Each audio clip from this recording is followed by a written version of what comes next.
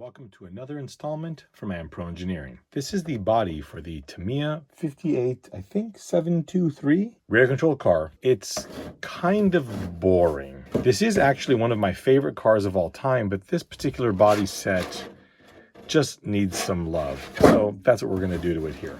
We are going to start out with the grille.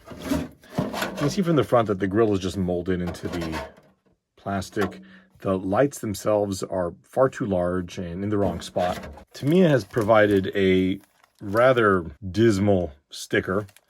The headlight decals are back here. They're actually transparent with the little striations in there for the headlight.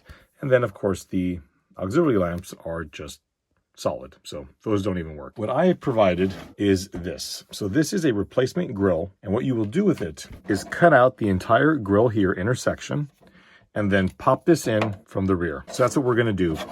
To do this safely, you're going to want to use a nice new X-Acto knife blade, which this isn't, and you're going to want to score the edge, which I'm going to do off camera, and then once it's scored, it should just very easily and cleanly pop out. So we're going to attempt to do a little bit of this on camera. So now it is a brand new blade, and we'll take that and just very carefully, don't apply much force.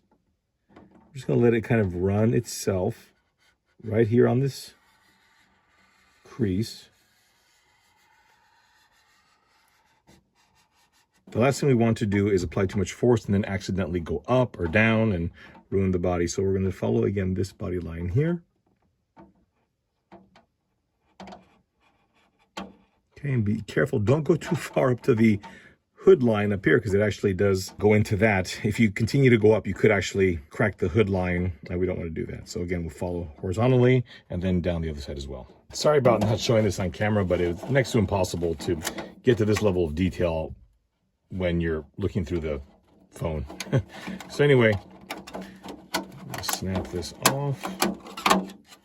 Okay, and that's a pretty rectangular hole, I suppose. Okay, and now we can fit this grill in from behind. Although it in passing looks rectangular, it really isn't. The sides actually curve downward and in, so it's wider on top than it is on the bottom. So do make sure that you have the orientation correct. This was also printed on an SLA printer. This is a Sunlu ABS-like resin, was printed in this orientation.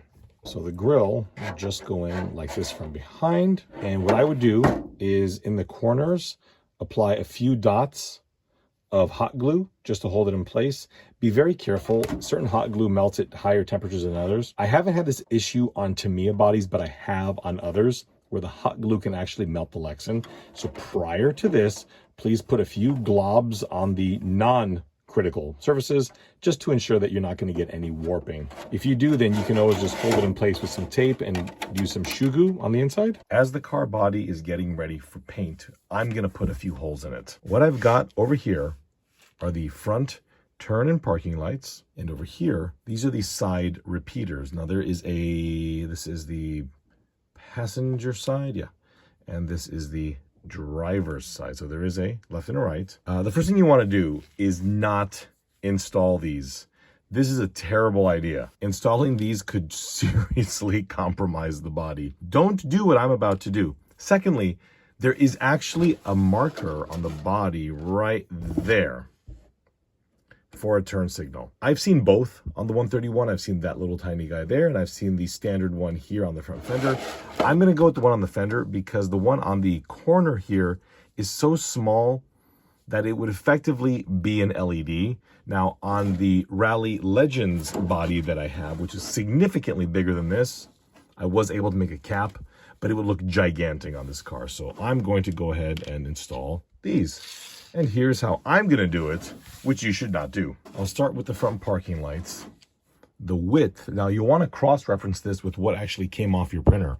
But my designed width and what these actually are here is 16.5 across and 6 diagonally. So 6 in this orientation. And you can see there's a little flange around there. Got to clean it up a little bit on the bottom still. But basically the flange is what is going to clean up the hole. So we're going to make a 16.5 wide by 6 tall. slot, and then if it has to be enlarged, we can do that. But if we make it too big, then we are screwed. So let's just start with that. So I scored it with an X-Acto knife very carefully because the plastic here is really thin. I'm going to punch the knife through probably right there, and then the rest of it should just peel straight out. All right, the lights, sorry, they're kind of falling out, but the lights are seated about where we want them. Next, we'll put the repeaters in. So I've put a hole in here that's about 3.05 millimeters in diameter, and I just use one of these body post reaming tools here. You do not want to go any larger than, like I said, 3.05 millimeters, because the height of the repeater is only 3.25. The next thing I'm going to do is actually hog out the sides a little bit. Okay, and that will allow this thing to have something to bond to.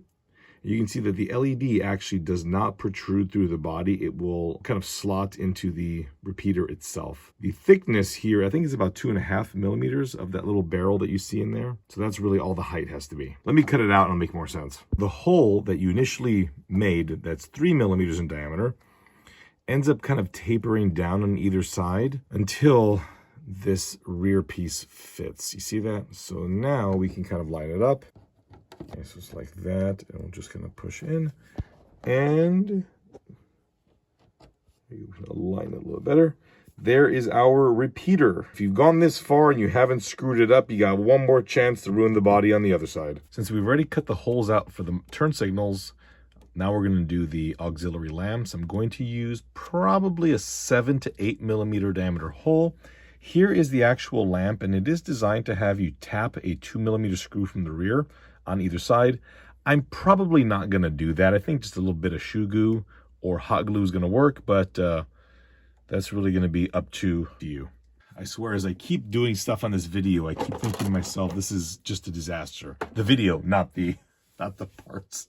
Okay, the holes that I made for these auxiliary lamps, please be careful. Due to the vacuum forming procedure, the plastic down here was stretched out very thin, which means there is hardly any material left here. There's so little that the body reamer barely does anything other than tear the body. So your best bet would be likely to just shove a soldering iron through it. While I was there, I went ahead and hot glued in the turn signals as well. That was pretty simple, just a couple little dabs. And next we'll do the grill, which is missing. There it is. I went ahead and painted the area behind the lights in chrome. Then I put the emblem in, painted that in silver, just the raised areas. It's really hard to see this, but the grill actually V's down in this direction here. When you cut this area out, you're going to see that it only goes in one direction. Basically, the lights are biased downward. To install this, I don't know how to do this. We're likely going to put it in from here, drop everything. Don't do that. Don't drop it. We're going to put it in here like that. And then just do a couple dabs of hot glue along the perimeter. I'll start with the corners. Please do not put too much hot glue in here. Hot glue is very hot, and I have had many instances where the hot glue has melted the body. So do a couple little dabs, and effectively, if you're familiar with welding, tack weld, okay? Do a bunch of little droplets of hot glue, or at least maybe a couple in each corner, and then put a little bit of shoe glue around there. I've made 2 holes. These are actually pretty easy to do. Just support the plastic from the rear with 2 fingers on either side of the plastic pylon. I used a body reamer to put 2 3 millimeter holes, and then I'm using an X-Acto knife to cut away the center of it, as we do want to put a light through there. I'm going to be installing the taillights, and even though I haven't designed these, I did want to point out that I've got this kind of translucency. Oh, there you go.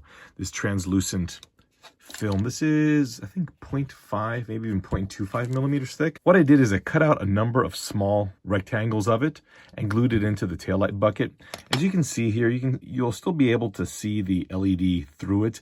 You're not going to get that much diffusion here, but I think it's going to help. Prior to installing this, I think that when you put the LED in, you would just get little dots. I think this will help to diffuse it a bit. Well, my friends, I'm going to leave you on a bit of a cliffhanger. We've covered all AmPro parts like the grill, the auxiliary lights, but the next step is I'm going to light everything up. And for that, I'm going to use this MyTrick RC UF7R. My friends, thank you all so much for watching. I hope you enjoyed this video, and we'll see you next time.